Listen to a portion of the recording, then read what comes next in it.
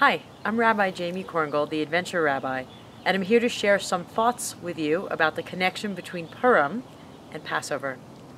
A week ago, the moon was full, and we were celebrating the holiday of Purim. In my community, that meant going for a hike beneath the full moon with boas and pink hair and all kinds of fun costumes. 3 weeks from now, the moon will once again be full, and my community will be in Moab celebrating. I don't know where you will be, perhaps with us.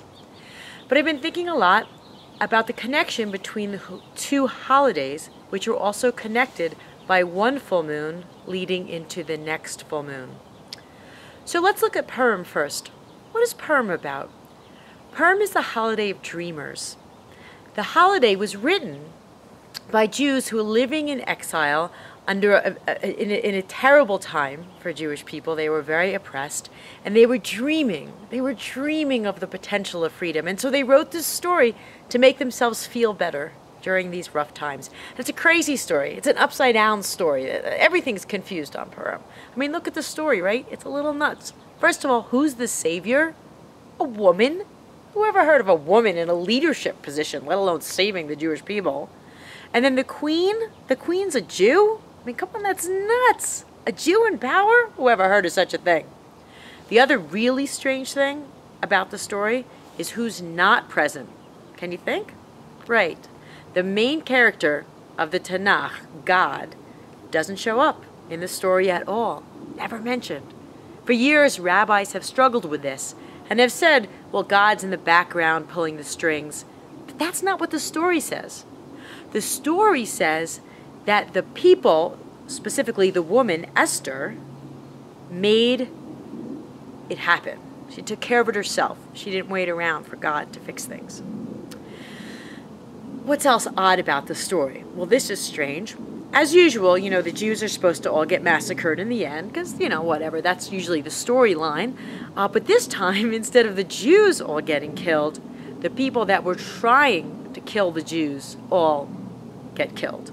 It's the usual story. They tried to kill us. They lost, we won. Let's eat. Anyway, so that's the Purim story. It's all about dreaming.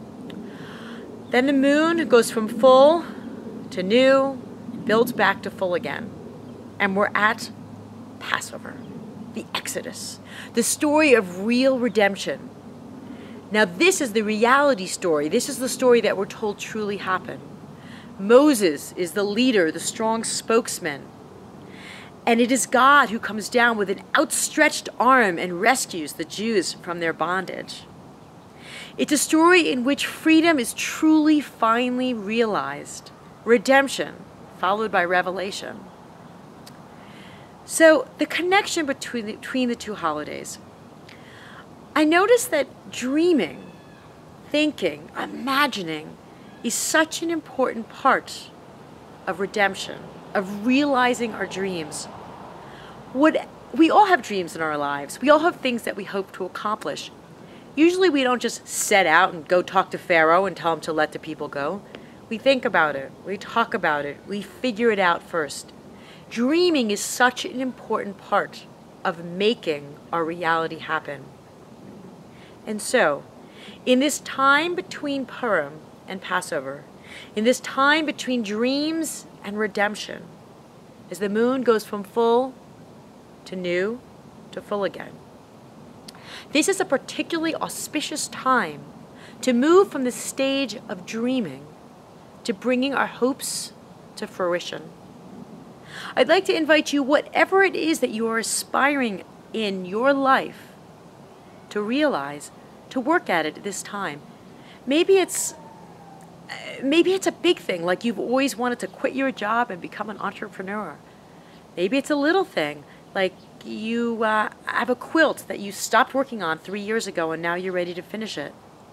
Maybe you have an addiction that you've been thinking about trying to kick. Whatever it is, we all have dreams in our lives, and this time between Purim and Passover is the time to take those dreams and turn them into reality. Wherever you are on Passover, may you have a wonderful, wonderful holiday with your friends, your family, with your community.